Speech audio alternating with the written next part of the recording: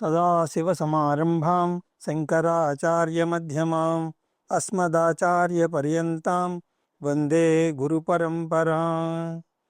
హరి ఓం. శ్రీ గురుభ్యో నమః. హరి ఓం. పార్థాయ ప్రతిబోధితాం భగవతా నారాయణేన స్వయం వ్యాసేన గ్రథితాం పురాణమునినాం మధ్యే మహాభారతం. అద్వైతామృతవర్షిణీం భగవతీం అష్టాదశాధ్యాయినీం అంబ త్వామనుసందధామి భగవద్గీతే భవద్వేషిణీ. యం బ్రహ్మా వరుణేంద్ర రుద్రమరుతస్తున్వంతి దివ్యైస్తవైః వేదైః సాంగపదక్రమోపనిషదై గాయంతి యం సామగాః. ధ్యానావస్థితతద్గతేన మనసా పశ్యంతి యం యోగినః యస్యాంతం న విదుః సురాసురగణాః. దేవాయ తస్మై నమః. ఓం శ్రీకృష్ణ పరబ్రహ్మణే నమః. స్మరవారం వారం కార్యక్రమంలో శ్రీమద్ భగవద్గీత జ్ఞాన యజ్ఞంలో 45వ రోజు అధ్యయనానికి మీ అందరికీ స్వాగతం. అజ్ఞాశ్చ శ్రద్ధధానశ్చ సంశయాత్మా వినశ్యతి నాయం లోకోస్తి న పరో న సుఖం సంశయాత్మనః. ఇంతవరకు కొన్ని సాధనలను చెప్పాడు. మనం పెంపొందించుకోవలసినటువంటి సానుకూల లక్షణాల గురించి చెప్పాడు. ఇప్పుడు మనం పారద్రోలాల్సినటువంటి 3 వ్యతిరేక లక్షణాల గురించి చెప్తున్నాడు కృష్ణ పరమాత్మ. అవి అజ్ఞానం, అశ్రద్ధ, సంశయం. అజ్ఞానం అన్నప్పుడు వ్యావహారిక జీవనంలో కూడా అజ్ఞానం పనికిరాదు. ఇప్పుడు రైల్వే స్టేషన్కి వెళ్ళాలి అంటే ఏ రోడ్లో వెళ్ళాలో తెలియాలి కదా. అలాగే ఆ రోజు ఆ రైలు వెళుతుందా లేదా అన్న కనీస విషయాలు మనకు తెలియాలి. కొంతమంది నేను వేదాంతానికి వచ్చాను కాబట్టి నేను ఇక వార్తాపత్రికలు చదవను అని అంటారు. వాటిలో అనేక అనవసరమైన విషయాలు ఉంటే ఉండవచ్చు, కానీ అవసరమైన విషయాలు కూడా ఉంటాయి కదా. అందువల్ల వ్యావహారిక జీవితం బాగా సాగించాలి అంటే దాని గురించినటువంటి జ్ఞానం కూడా మనకు ఉండాలి. రెండవది అశ్రద్ధ. శాస్త్రం మీద అశ్రద్ధ అస్సలు ఉండకూడదు. కొంతమందికి చాలా అశ్రద్ధ ఉంటుంది. మూడవది సంశయం. సంశయాత్మక బుద్ధి ఉన్నతను ఈ ముగ్గురులోకి ఎక్కువగా అవస్థపడతాడు. ఇతన్ని ఇంగ్లీష్లో డౌటింగ్ థామస్ అని అంటారు. ఇతను ఎందుకు ఎక్కువ అవస్థ పడతాడు అంటే, అజ్ఞానం ఉన్న వ్యక్తిని ముందు తీసుకుందాం. అతనికి లౌకిక జ్ఞానం లేదు, కానీ శాస్త్రం మీద శ్రద్ధ ఉన్నది. అతను అజ్ఞానం వల్ల ఇహలోకంలో సుఖాలను పొందలేకపోవచ్చు, కానీ శాస్త్రం మీద శ్రద్ధ ఉండడం వల్ల పరలోక సుఖాలను పొందుతాడు. శాస్త్రం చెప్పినటువంటి కర్మలను తూచా తప్పకుండా పాటిస్తాడు కాబట్టి స్వర్గలోకానికి వెళ్ళి అక్కడ సుఖాలను పొందుతాడు. ఇక రెండవ రకం వ్యక్తి, అతను శాస్త్రాన్ని నమ్మడు. కర్మ, పుణ్యం, పాపం, స్వర్గం, నరకం ఇలాంటివేవి కూడా లేవు పొమ్మంటాడు. కానీ లౌకిక జ్ఞానం చాలా మెండుగా ఉంటుంది. అందువల్ల అతను ఇహలోక సుఖాలను బాగా అనుభవిస్తాడు. కానీ శాస్త్రం మీద శ్రద్ధ లేదు కాబట్టి శాస్త్రం చెప్పిన కర్మలు చెయ్యడు. కాబట్టి పరలోక సుఖాలు అతనికి ఉండవు. అంటే అజ్ఞాని పరలోక సుఖాలను పొందితే శ్రద్ధ లేని వ్యక్తి ఇహలోక సుఖాలను పొందవచ్చు. కానీ సంశయాత్మక బుద్ధి ఉన్న అతను మాత్రం రెండింటికి చెడ్డ రేవడవుతాడు. శాస్త్రం చెప్పింది అవుతుందో లేదో అన్న సంశయం వల్ల పరలోక సుఖాన్ని పొందడు, ఇహలోక జ్ఞానం ఉన్నా కూడా అతను సందేహాల పుట్ట అవడం వల్ల అనేక సందేహాలు కలుగుతాయి. గీతాబోధలో కూర్చున్నా కానీ ఇంటికి తాళం వేశానా లేదా అన్న సందేహం కలుగుతుంది. అయిపోయి ఇక ఆ రోజు గీతాబోధ మెదడులోకి ఎక్కదు. లౌకిక విషయాల మీదే ఇన్ని సందేహాలుంటే పుణ్యపాపాల మీద ఇంకెన్ని సందేహాలు ఉండాలి? అందువల్ల అతనికి ఇహలోక సుఖము లేదు, పరలోక సుఖము లేదు. ఇప్పుడు ఈ శ్లోకాన్ని చూద్దాం. ప్రజ్ఞాశ్చ శ్రద్ధదానశ్చ సంశయాత్మా వినశ్యతి. ఈ ముగ్గురు వ్యక్తుల్లో ప్రతికూల లక్షణాలు ఉండడం వల్ల జీవితంలో వీరు నష్టపోతారు. ఎవరు వారు అంటే అజ్ఞాని, శ్రద్ధ లేనివాడు, సంశయాత్ముడు. వీళ్ళు నష్టపోతారు. వీరిలో అందరికన్నా ఎక్కువగా నష్టపోయేది ఎవరు అంటే సంశయాత్ముడు. ఎందుకు?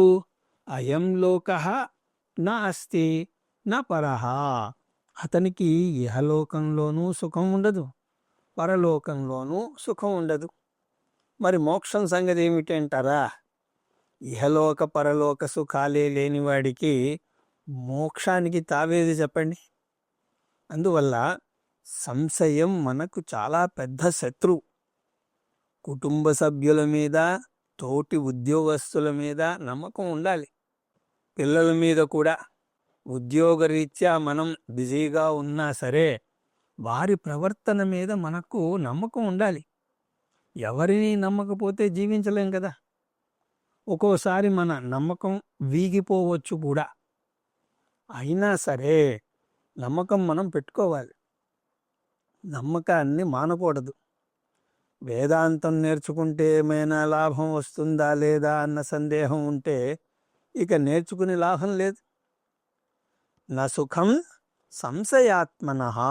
అందువల్ల సంశయాలు పేరుకుపోయినటువంటి వ్యక్తికి సుఖం ఉండదు అని చెప్పి యోగ సన్యస్త్య కర్మాణాం జ్ఞాన సంచిన్న సంశయం ఆత్మవంతం న కర్మాణి నిబధ్నంతి ధనంజయ. ఈ శ్లోకంలో కృష్ణ పరమాత్మ జ్ఞాన సాధనకు, దాని ఫలానికి ముక్తాయింపు పలుకుతున్నాడు. యోగ సన్యస్త కర్మాణం. యోగ అంటే జ్ఞానం. ఏ జ్ఞానం? నేను ఆత్మను, నేను అకర్తను అనే జ్ఞానం. అకర్మత్వ జ్ఞానాన్ని ఇక్కడ యోగము అని అంటున్నాడు కృష్ణ పరమాత్మ. ఈ యోగం పాటించడం వల్ల కర్మలన్నింటి మీద నుంచి మనం విముక్తి పొందుతాం. కర్మలు మన శరీరాలకు చెందుతాయి, కానీ ఆత్మ అయిన నాకు చెందవు అని మనం తెలుసుకుంటాం. వాటి ద్వారా వ్యవహారం నడుపుతాం, కానీ వాటితో బంధాన్ని పెంచుకో. ఇది శ్రవణ దశ. జ్ఞాన సంచిన్న సంశయం. ఇప్పుడు మనన దశ. మననం ద్వారా మనలో ఉన్నటువంటి సందేహాలను నాశనం చేస్తాం. నిశ్చయ జ్ఞానం పొందుతాం. ఆత్మ గురించి నిశ్చయ జ్ఞానం కలిగితేనే అది చాలు. వేరే ఎవరికి కూడా మనం నచ్చ చెప్పాల్సిన పని లేదు. మన మనస్సును మనం ప్రశ్నించుకోవాలి. నువ్వు ఆత్మస్వరూపము అని నీకు అర్థమయ్యిందా లేదా? ఒకవేళ బుద్ధి ఒప్పుకోకపోతే దానికి నమ్మకం కలిగేంత వరకు శ్రవణం చేస్తూనే ఉండాలి.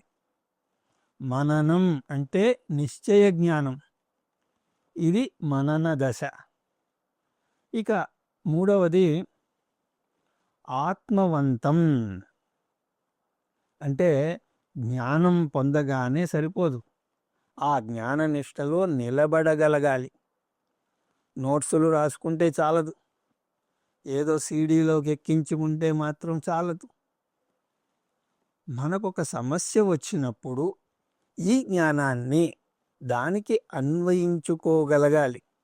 అందువల్ల ఆత్మవాన్ అంటే అప్రమత్తంగా ఉండేటువంటి వ్యక్తి, జ్ఞాననిష్టలో ఉండే వ్యక్తి 24 గంటలు ఆ జ్ఞానం అతనిలో తాజాగా ఉండాలి.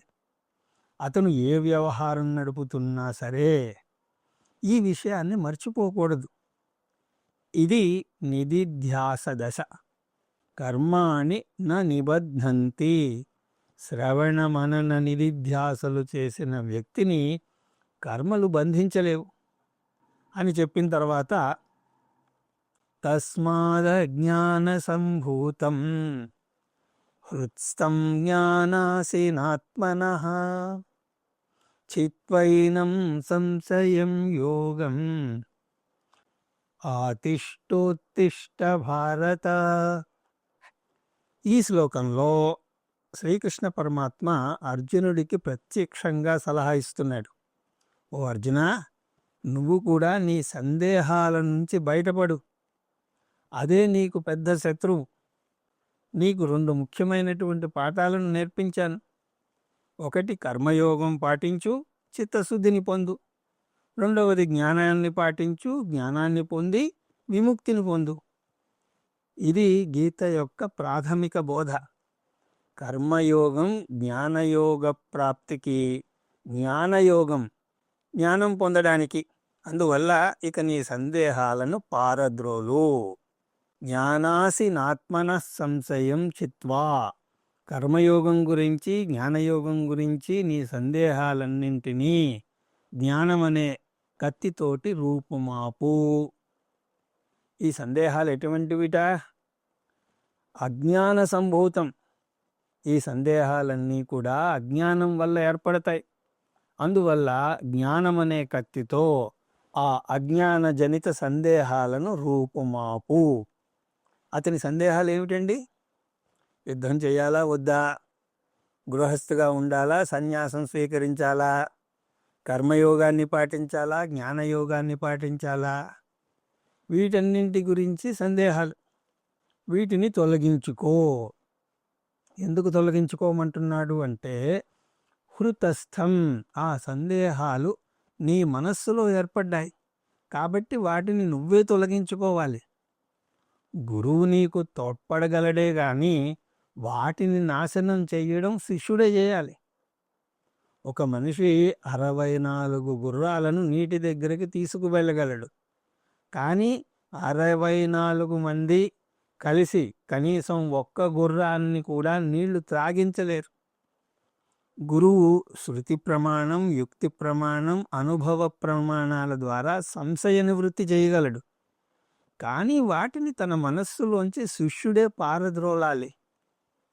యోగం ఆతిష్ట, కర్మయోగాన్ని పాటించు. అదే నీ ప్రస్తుత పరిస్థితికి సరి అయినటువంటి మార్గం. సన్యాసాశ్రమానికి ఇప్పుడు నువ్వు తగవు. గృహస్థువుగానే ఉండి నీ ధర్మాన్ని నిర్వహించు. ఆ ధర్మం చేదుగా ఉండవచ్చు, నీ వారిని చంపాల్సి రావచ్చు, కానీ తప్పదు. ఉత్తిష్ట భారత, అర్జున లే, నీ గాడివాణ్ణి తీసుకో, నీ ధర్మాన్ని నెరవేర్చు అని చెప్పాక ఇక్కడితో ఈ అధ్యాయంలో కృష్ణ పరమాత్మ బోధ ముగిసింది. ఓం తత్సదితి శ్రీమద్భగవద్గీతాసు ఉపనిషత్సు బ్రహ్మ విద్యాయాం యోగశాస్త్రే శ్రీకృష్ణార్జున సంవాదే జ్ఞాన కర్మ సన్యాస యోగో నామ చతుర్థోధ్యాయః. హరి ఓం తత్సత్. ఇది శ్రీమద్భగవద్గీత యందు, ఉపనిషత్తుల యందు, బ్రహ్మ విద్య యందు, యోగశాస్త్రము యందు, శ్రీకృష్ణార్జున సంవాదము యందు జ్ఞాన కర్మ సన్యాస యోగము అనే 4వ అధ్యాయము. అయితే ఒక్కసారి ఈ అధ్యాయం యొక్క సారాంశాన్ని చూసి ఈనాటి తరగతిని మనం ముగిద్దాం. 4వ అధ్యాయాన్ని ప్రధానంగా 3 భాగాలుగా విభజించవచ్చు. అవి అవతార రహస్య శ్లోకాలు, అవి 1 నుంచి 12 దాకా. రెండవది 13 నుంచి 24 దాకా జ్ఞాన కర్మ సన్యాస యోగ శ్లోకాలు. మూడవది 25 నుంచి 42 దాకా జ్ఞాన సాధన ఫలాల శ్లోకాలు. అవతార రహస్య శ్లోకాల్లో కృష్ణ పరమాత్మ ఈశ్వర అవతారానికి జీవ జన్మకు మధ్యనున్నటువంటి భేదాలను చూపించాడు. చూడడానికి రెండూ ఒకేలా ఉంటాయి. కొన్ని అవతారాల్లో అయితే భగవంతుడు కూడా తల్లిదండ్రులకు పుడతాడు, అతనికి కూడా పుట్టినరోజు అన్నది ఉంటుంది, మనుష్యులలాగానే పెరుగుతాడు. కానీ అవతారానికి జీవునికి చాలా భేదాలున్నాయి అని మనం తెలుసుకోవాలి. ఈ అధ్యాయంలో 3 భేదాలను మనం చూసాం. అవి కారణభేదం, స్వరూపభేదం, కార్యభేదం. కారణభేదం అంటే మనుష్య జన్మకు కారణం అజ్ఞానం అయితే ఈశ్వరుడి యొక్క అవతారానికి కారణం సర్వజ్ఞత్వం. జీవుడు అజ్ఞానం వల్ల నేను చేస్తున్నాను అని అనుకుంటాడు. కర్తగా కర్మలు చేసి పుణ్యపాపాలు పొంది వాటిని అనుభవించడానికి మళ్ళీ పునరపి జననం పునరపి మరణం పొందుతూ ఉంటాడు. ఈ జన్మలో మనుష్య జన్మకు కారణం అజ్ఞానం, అహంకారం, కర్త, కర్మఫలం, పుణ్యపాపాలు, సుఖదుఖాలు, పునర్జన్మ. ఈశ్వరుని విషయానికి వచ్చేసరికి ఈశ్వరుడు సర్వజ్ఞుడు. ఈశ్వరుని అవతారం దయతో జ్ఞానంతో కావాలని తెలియజేస్తున్నటువంటి అవతరణ. మనిషి జన్మను కింద పడడం అని అంటే భగవంతుని యొక్క అవతారాన్ని కిందకు దిగడము అని అంటారు. ఇక స్వరూప భేదానికి వస్తే ఈ స్వరూప భేదంలో 2 భేదాలు ఉన్నాయి. ఒకటి, జీవుడు అజ్ఞానం వల్ల జన్మనెత్తుతాడు కాబట్టి అతను బద్ధస్వరూపుడు. కానీ ఈశ్వరుడు జ్ఞానంతో శరీరధారణ చేస్తాడు కాబట్టి అతను నిత్యముక్తుడు. ఇక రెండవది, జీవి శరీరం పంచభూతాల నుంచి ఏర్పడుతుంది, అందువల్ల దాన్ని పాంచభౌతిక శరీరము అని అంటారు. కానీ ఈశ్వరుడి విషయంలో అది మాయ నుంచి వస్తుంది కాబట్టి దాన్ని మాయిక శరీరము అని అంటారు. అందువల్లనే భగవంతుణ్ణి మాయామానుష వేషం అని అంటారు. మూడవదైనటువంటి కార్యభేదం, జీవుడు పుట్టేది కేవలం పుణ్యపాపాల క్షయం చేసుకోవడానికే పుడతాడు. పుణ్యపాపాలను క్షయం చేసుకోవాలి అంటే సుఖదుఖాలను అనుభవించాలి. సుఖదుఖాలను అనుభవించాలి అంటే మనకి ఒక శరీరం కావాలి. శరీరం వినా సుఖం వా దుఃఖం వా అనుభోక్తం నైవ శక్యతే. కానీ ఈశ్వరుడి విషయంలో అలా కాదు. ఆయన పుణ్యపాపాలకు అతీతుడు. జగత్తుని ఉద్ధరించడానికి అవతారం ఎత్తుతాడు. అందువల్ల ఈశ్వరుని రాకను లీలగా వర్ణిస్తారు. దుష్ట శిక్షణ, శిష్ట రక్షణ చేయడానికి వస్తాడు. యదా యదా హి ధర్మస్య గ్లానిర్భవతి భారత అభ్యుత్థానమధర్మస్య తదాత్మానం సృజామ్యహం. ఈశ్వరుడు సృష్టికర్త, స్థితికర్త. ఆయన మనం ధర్మబద్ధంగా జీవించడం కోసం మన జీవనాన్ని నడపడానికి వేదాలనే మాన్యువల్ ఇచ్చాడు. మనం వాటిని పాటించి ధర్మబద్ధంగా జీవనం నడపాలని ఆశిస్తాడు. కానీ ధర్మానికి గ్లాని కలిగినప్పుడు ఆయన అవతారం ఎత్తాల్సి ఉంటుంది. అవతారాల్లో కూడా 2 పద్ధతులు. ఆ 2 పద్ధతుల్లోనూ ధర్మ సంస్థాపన చేస్తాడు. ఉదాహరణకు డాక్టర్లు చేసే వైద్యమే తీసుకోండి. కొన్ని సందర్భాల్లో ఏదైనా అవయవం పాడైతే ఆ అవయవాన్ని వాళ్ళు తీసేస్తారు. పాడైపోయినటువంటి గాల్ బ్లాడరో, యూటరస్సో ఇలాంటి వాటిని తీసేస్తారు. కానీ అలా ఎన్నని తీసేస్తారు? చివరికి అంగాలు లేకుండా శరీరం అనే బ్యాగ్ మాత్రమే మిగులుతుంది. కాబట్టి రెండవ పద్ధతి, అనారోగ్యానికి తగ్గట్టుగా మందులు ఇస్తారు. తలనొప్పిగా ఉంటే శిరచ్ఛేదం చేస్తాను అంటే కుదరదు కదా. ఆ నొప్పి తగ్గడానికి మందు ఇస్తారు. భగవంతుడు కూడా ఈ 2 రకాల వైద్యాల్లాగానే చేస్తాడు. నరసింహావతారంలో రాక్షస సంహారం చేశాడు. కానీ కొన్ని అవతారాల్లో 2 రకాలుగాను ధర్మస్థాపన చేస్తాడు. అంటే రాక్షస సంహారము చేస్తాడు, జ్ఞానబోధను చేస్తాడు. అది 2 అవతారాల్లో ఆ పని చేశాడు. అందువల్ల ఆ 2 అవతారాలు చాలా ముఖ్యం. అవి రామావతారం, కృష్ణావతారం. రామావతారంలో తనే ధర్మానికి ప్రతీకగా నిలిచాడు. కృష్ణావతారంలో ధర్మాన్ని బోధించాడు. రామాయణం అంటే రామః ప్లస్ అయనం, రాముడు నడిచినటువంటి మార్గం. అందువల్ల రాముడు నడిచినటువంటి మార్గంలో నడవండి, కృష్ణుడు చెప్పినటువంటి బాటలో వెళ్ళండి అని అంటారు. కృష్ణుడు చేసిన పనులు చేయకండి, కృష్ణుడు చెప్పిన బోధను ఆకలింపు చేసుకోండి. లేదండి మేము కృష్ణుడు నడిచిన బాటలో నడుస్తాము, కృష్ణుడు వెన్న దొంగతనం చేసినట్టుగా మేము కూడా దొంగతనం చేస్తాము అని అంటే అలాంటి వారికి ఒకటే జవాబు చెప్పాలి. దొంగతనం చేసే ముందు కృష్ణుడు తన చిటికిన వేలుతో గోవర్ధన పర్వతాన్ని ఎత్తాడు కదా. మరి మీరు కూడా గోవర్ధన పర్వతం ఎత్తక్కర్లేదు, కనీసం బియ్యం బస్తాని చిటికిన వేలుతో ఎత్తండి చూద్దాం. ఆ విధంగా కృష్ణ పరమాత్మ చెప్తాడు. శాస్త్రం మటుమాయమవుతోంది కాబట్టి దాన్ని అంతరించిపోకుండా రక్షించే బాధ్యత కూడా నాదే అని అన్నాడు. సయేవాయం మయా తేద్య యోగ ప్రక్త పురాతన. నేను వైదిక ధర్మాన్ని మళ్ళీ నిలబెట్టడం కోసం నీకు ఇది చెప్తున్నాను అని అన్నాడు. అవతార రహస్యం గురించి చెప్పాక ఒక అందమైనటువంటి వాక్యంతో ఈ విషయాన్ని ముగిస్తాడు.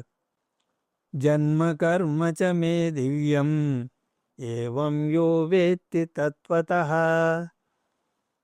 త్యక్త్వా దేహం పునర్జన్మ నైతి మామేతి సోర్జున. ఎవరైతే భగవంతుని గురించి పూర్తిగా తెలుసుకుంటారో వారు ముక్తిని పొందుతారు అని అన్నాడు. ఇక్కడ గమనించాల్సిన విషయం కూడా పూర్తిగా తెలుసుకోవడం. ఎందుకంటే భగవంతుని స్వరూపాలు 2 ఉన్నాయి కదా. ఒకటి సగుణ రూపం, రెండవది నిర్గుణ రూపం. నిర్గుణ బ్రహ్మకు జనన మరణాలు లేవు. అజాయ మనోబహుదా విజాయతే అని అంటుంది పురుష సూక్తం. పుట్టకుండా పుట్టాట భగవంతుడు. అదెలాగా అంటే భగవంతుని స్వరూప దృష్ట్యా, చైతన్యం దృష్ట్యా భగవంతునికి పుట్టుక లేదు, సగుణ రూపానికే ఉన్నది. ఏ అర్జున, నేను ఎప్పుడూ పుట్టలేదు, పుట్టినట్టుగా ఉన్నాను. అజంపి సన్నవ్యయాత్మా భూతానామీశ్వరోపి సన్. సగుణ బ్రహ్మ, నిర్గుణ బ్రహ్మలను 7వ అధ్యాయంలో అపరాప్రకృతి, పరాప్రకృతిగా వర్ణిస్తాడు కృష్ణ పరమాత్మ. ఈ అవతార వర్ణన గీతలో వేరే చోట ఎక్కడా మనం చూడం. రెండవది జ్ఞాన కర్మ సన్యాస యోగం. ఇవి 13 నుంచి 24 దాకా చూసాం. ఈ అంశం మొత్తం గీతానికే ముఖ్యమైనటువంటి అంశం. సృష్టిని చూడండి, అత్యంత చిన్న అణువు నుంచి అత్యంత పెద్ద సూర్యుడు దాకా అన్నీ కూడా నిరంతరం తిరుగుతూనే ఉన్నాయి. కానీ ఆత్మ ఎప్పటికీ అకర్త, అనాత్మ ఎప్పటికీ కర్త.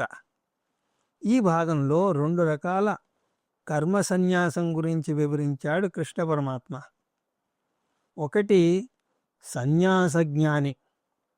ఈ విధమైనటువంటి సన్యాసంలో ఒక వ్యక్తి తన కర్మలను త్యజించి సన్యాసాన్ని స్వీకరిస్తాడు. ఇది ఆశ్రమ ధర్మాలలో 4వ ధర్మం. ఇది బాహ్య సన్యాసం.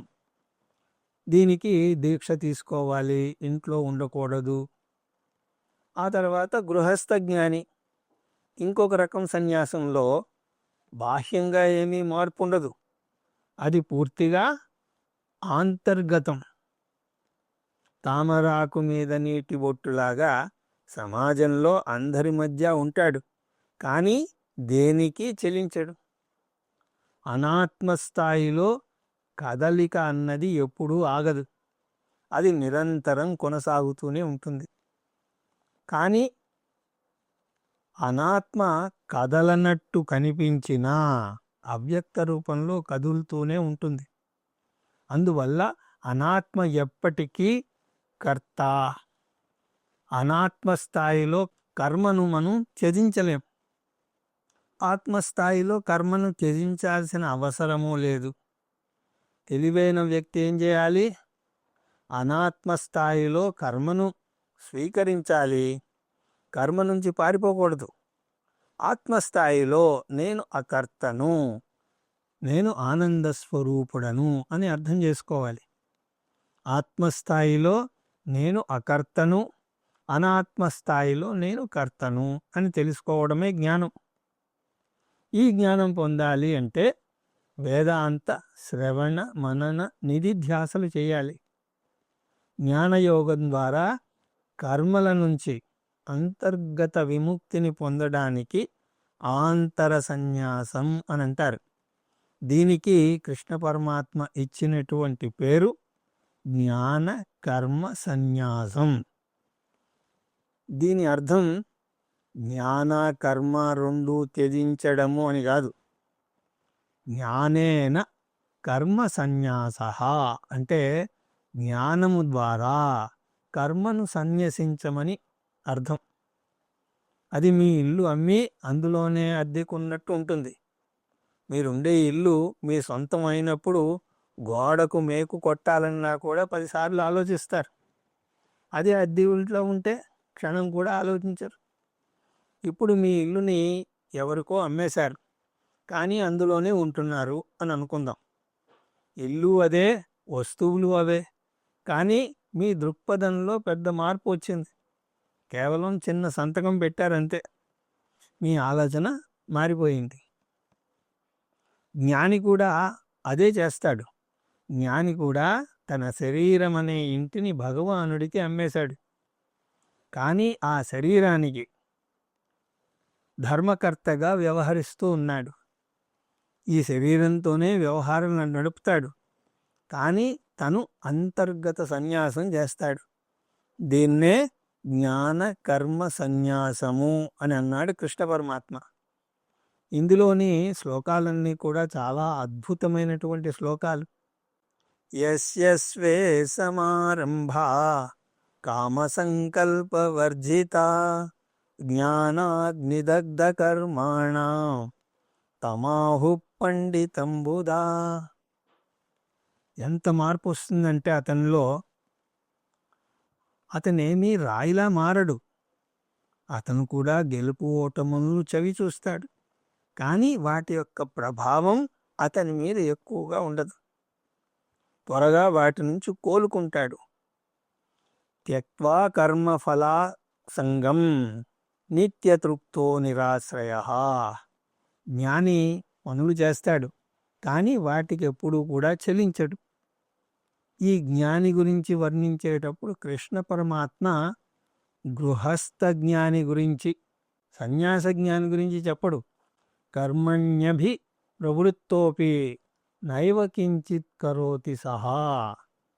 అలాగే బ్రహ్మార్పణం బ్రహ్మహవి బ్రహ్మాగ్నో బ్రహ్మణాహుతం బ్రహ్మైవ తేన గంతవ్యం బ్రహ్మకర్మ సమాధినా.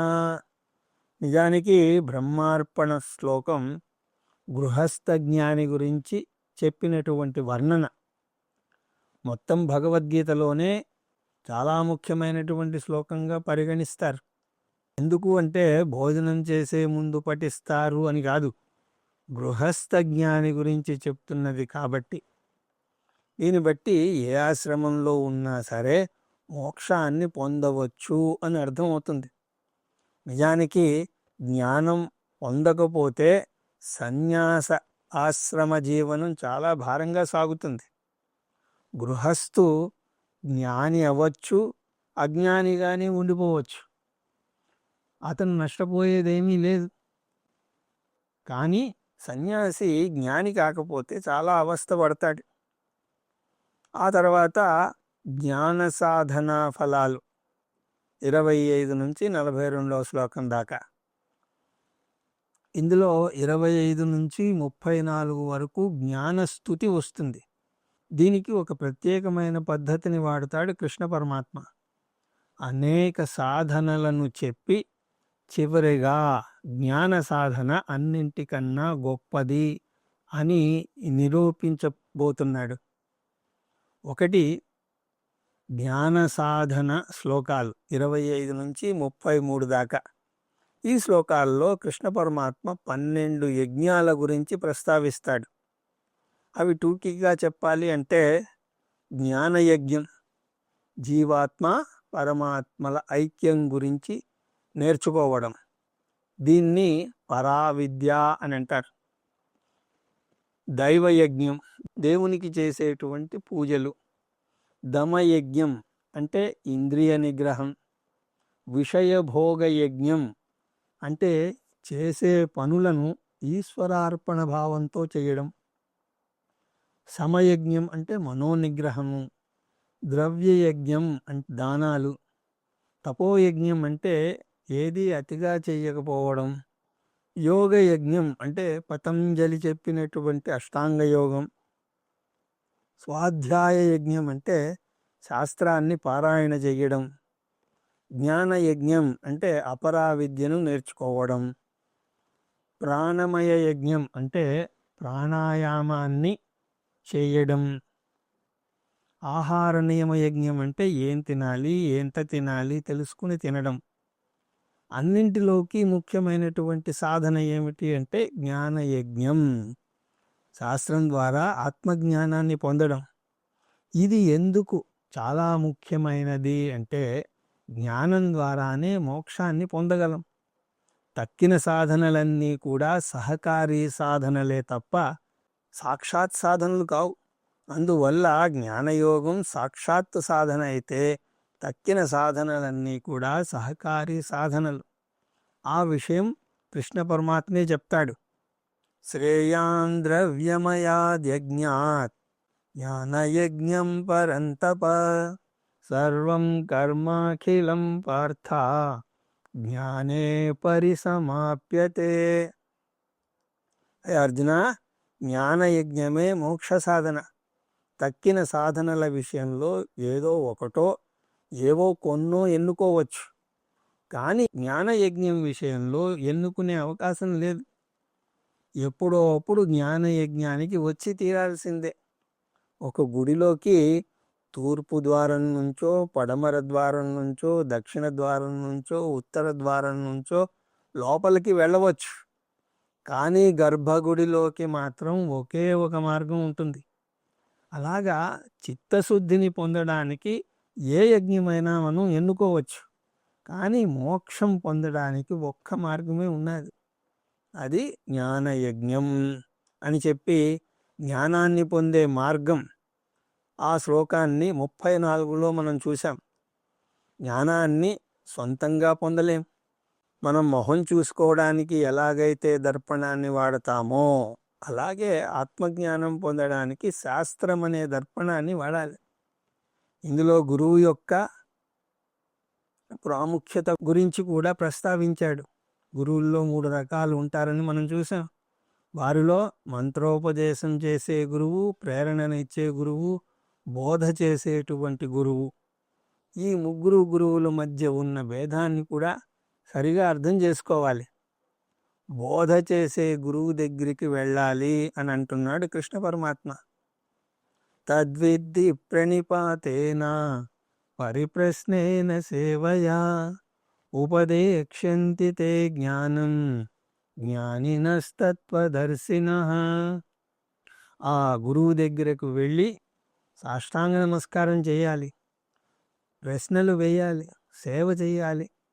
మొదటి రెండింటి వల్ల శిష్యునికి ఉన్నటువంటి జిజ్ఞాస, వినయం తెలుస్తాయి. సేవ చేయడం వల్ల గురు శిష్యుల మధ్య అనుబంధం పెరుగుతుంది అని చెప్పిన తర్వాత జ్ఞాన సాధన శ్లోకాలను మనం 35 నుంచి 37 వరకు చూసాం. ఇందులో 4 సానుకూల సాధనల గురించి, 3 వ్యతిరేక సాధనల గురించి కృష్ణ పరమాత్మ చెప్తాడు. సానుకూల సాధనలు, మొదటిది యోగం. యోగ సంసిద్ధ కాలేనాత్మని విందతి. జ్ఞానం అనే విత్తనం మనస్సు అనే భూమిలో పెరగడానికి మనస్సును సిద్ధం చేయాలి. మనస్సును ఎలా సిద్ధం చేయాలి అంటే యోగం ద్వారా సిద్ధం చేయాలి. ఈ యోగం 2 విధాలు. ఒకటి కర్మయోగం, రెండవది ఉపాసనా యోగం. రెండవది శ్రద్ధ. శాస్త్రం మీద నమ్మకం పెట్టుకోవాలి. ఏవైనా సందేహాలు కలిగినా వింటూ పోతే చివరికి వచ్చేసరికి ఆ సందేహాలు వాటంతట అవే తీరుతాయి. వేదాంతం నిశ్చయ జ్ఞానాన్ని ఇస్తుంది. శ్రద్ధావాన్ లభతే జ్ఞానం తత్పర సంయతేంద్రియ జ్ఞానం లబ్ధ్వా పరాం శాంతి మచిరేణాధిగచ్చతి. ఆ తర్వాత తపన. తత్పరః అంటున్నాడు కృష్ణ పరమాత్మ. తపన ఉన్న విద్యార్థికి ఈ జ్ఞానం కలుగుతుంది. కొంతమంది గీతా క్లాసులకు వెళ్ళడానికి సిగ్గుపడుతూ ఉంటారు. ఈ ముసలి వయస్సులో మీరు నేర్చుకుంటున్నారేమిటి అని ఎవరైనా నవ్వుతారేమో అని చిన్న బెరుకు. అలాంటివి పట్టించుకొని తపన ఉండాలి. తపన లేకపోతే ఆశించినటువంటి ఫలితం రాదు, జ్ఞానాన్ని పొందలేరు. ఇక 4వది ఇంద్రియ నిగ్రహం. సంయతేంద్రియ అంటున్నాడు కృష్ణ పరమాత్మ. ఇంద్రియ నిగ్రహం ఉండాలి. అజ్ఞాశ్చాశ్రద్ధదానశ్చ సంశయాత్మా వినశ్యతి. ఈ 3 వ్యక్తులు ప్రతికూల లక్షణాలు ఉండడం వల్ల జీవితంలో నష్టపోతారు. ఎవరు వారు అంటే అజ్ఞాని, శ్రద్ధ లేనివాడు, సంశయాత్ముడు.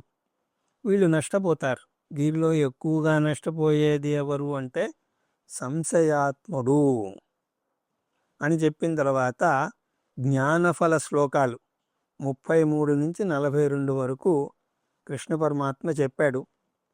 4 ఫలాలను అందులో పేర్కొన్నాడు. అవి మొదటిది మోహనాశనం, జీవ ఈశ్వర ఐక్య దర్శనం, సర్వపాపనాశనం, ఆ తర్వాత సర్వకర్మనాశనం.